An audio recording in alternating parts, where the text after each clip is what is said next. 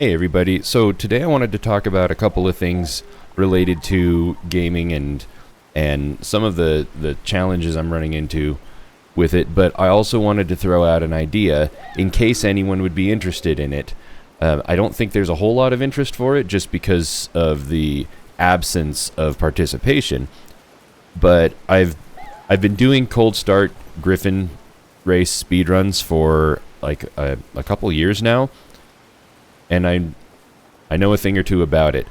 If anyone would be interested in a beginner or maybe even like a master class in some of the finer points of how to fly the Gryphon and how to do it in such a way that you can get very good times on courses, if there's enough interest for something like that, I would be interested in potentially putting something together. It would take a lot of production time and realistically more effort than I have available to do something very high quality production value with it, like some sort of training course. But to just hop on a stream or make some videos showing how it works, that would be quite a bit more accessible and I think reach the audience a little better. So that's one thing, is if anyone is interested in that, let me know, and if there's even a moderate amount of interest, that's something I can go into or schedule, and it would determine whether it's something where I just leave some videos or directly interact with an audience to show things, because there's only so much that you can show. Like right now I can show some of it and we can talk about, well, why did that happen? What would you need to do different? And I can go over the most common situations that you find yourself in. But that's really, if people are having specific problems or want to know how to do specific things or the terminology isn't very clear, then having some kind of a live situation where you can ask questions and make sure that the answer is the question is understood, and then provide a meaningful answer to that question, then that would be the way that we can do that. Even if it's just a few people, I'm happy to figure that out. The other thing I wanted to talk about, and like this is where we have the break in the programming, and now I'm just going to just sort of speak my mind. So the title of the video is done. And that is, what has been standing in the way, or what's been making it difficult for me to play? And I mean, you can say that it's time, and that I've had many other things going on in my life, and this just doesn't stack up very high on the priority list, and that's certainly a major factor. But part of it is, when I sit down to play games, why don't I choose this one as much as I used to? And it's not just this game specifically, but it's MMOs in general. And I think it's akin to a problem that's been there for a long time with MMOs, and particularly World of Warcraft as an example.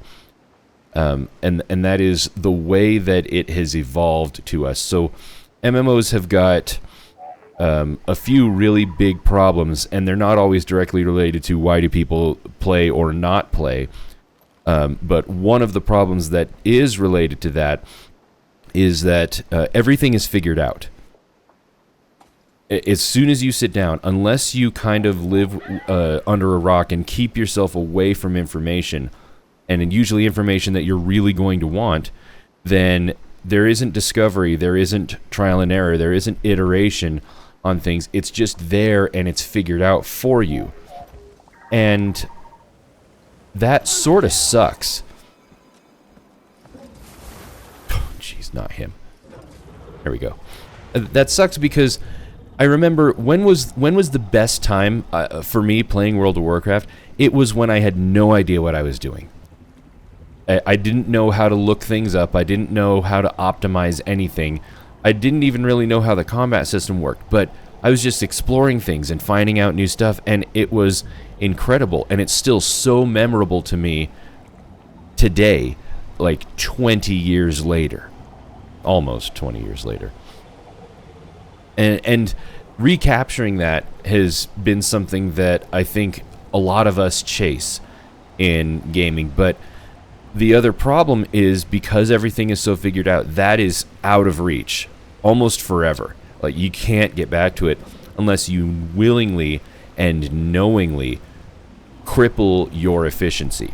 And that's what we've been, maybe unintentionally, kind of programmed to do, is to maximize the effort and value of the time we put in. Because you look at a raiding mindset. If I have a limited time to play, or even if I have a lot of time to play, what's my objective? My objective is to clear raids. And so is going and doing some achievement for the insane title, is that going to be more valuable for my objective than grinding up some more gold so that I can buy some really good BOE, whatever, like that's how it was a few years ago. And you do that, and that's a really weird place to be, because it dictates your entire gameplay, and then the feeling of the game becoming a job rather than a hobby, it's really easy to see that. You couple that concept of maximizing efficiency with the idea of fear of missing out. And with Guild Wars 2, I don't really feel that whole maximize efficiency thing as strongly, like not even close. But the fear of missing out thing is a really big deal. Like this event up here, bonus event, World versus World Rush. Now I can kind of deduce what that means because I've seen other Rush things. Wonder what we get from this. Officer's Remnant Cache. What's in there? Oh, I do like the War Machine weapon selection skins. And so what I'm going to do is sit here and see what's the minimum amount of effort to get the thing I actually care about in here. There's really no discovery. This doesn't make me want to play World versus World more than I do. It's just, well, I don't want to miss this reward because it's cool and maybe it'll really matter to me someday. And so it's the timing there that incentivizes gameplay or time played. And there's this bizarre cognitive dissonance that comes from the fact that I am trying to avoid the sensation of fear by playing, by doing something that I should be enjoying and simply doing because I want to. And that's effective for player retention, but it's not effective for healthy player retention. Because if the reason that you're playing is just because you're trying not to be worried about something, that can only last so long before it starts being sort of mentally fatiguing. And I think that on the raiding scene especially of World of Warcraft, or if you were somebody who went for Gladiator, I can imagine it would be very similar, that is a major push for why you're doing it. And the bizarre noise in your head of, I want to do this, but I'm doing it because I'm afraid that I might miss something, or that I'll fall behind, or that I won't be as effective, or I'll let my team down and other people are counting on me. You put all of those pressures together, and suddenly you're doing this out of this strange sense of obligation that you have constructed for yourself. And it's a really weird way to enjoy a hobby. And the thing that's frustrating to me is that it is extremely clear that all of these things are by design. And I'm not saying that developers are sitting there twirling their mustaches and wondering how can we make the players fall in line and rule with an iron fist or anything like that. Now, I mean, don't kid yourself. That happens. And that happens a lot, and with some really specific and weird things. But in general, I think developers really just want to make games, and it's some of the people that are telling them what to do that are a little more in that villain camp. But it's still here, and it's still present, and it is intentional, whether by one group or another. It depends on the hierarchy in the company. Some are far worse than others. I think ArenaNet is probably one of the better ones, at least based on my experience. And so it makes it difficult to get invested in playing a lot, because I don't want, like, if I can just ignore, it's like, well, okay, yeah, I don't care. Whatever, some event, it's not a big deal. I just won't think about it. I won't look into it, and that's where I am with it, and I can let it go more easily if I don't look too hard. The other thing is people. For me, and this has been something that's very surprising to me. For me, one of the major attractors to playing one game or another is who I was playing with. And I've been a fairly introverted person for my whole life, and I'll probably go into this in another video, but there's a lot of reasons why that in particular is challenging for me as a person. But I've come to realize that the older I get and the more I learn about myself and how things work, the more I value other people, the more I value friendship from other people.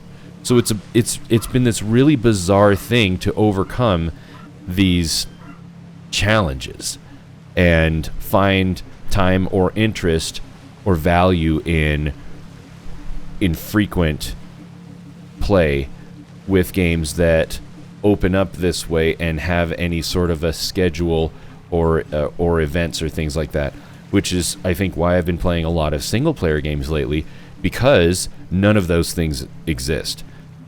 But there's also the whole other aspect of it is of the big, broad game world and things that I enjoy that aren't really present in those, because the futility of a single-player game, it always feels like this is great, but it only matters unto itself, and it's not working toward anything. And that's the real hook of an MMO for me, is it feels like something that you are building on, that there is progression toward something better, whether it's just more of an experience or something like that. So it's a really strange place to be, and a weird animal, and I'm not sure what the answers are.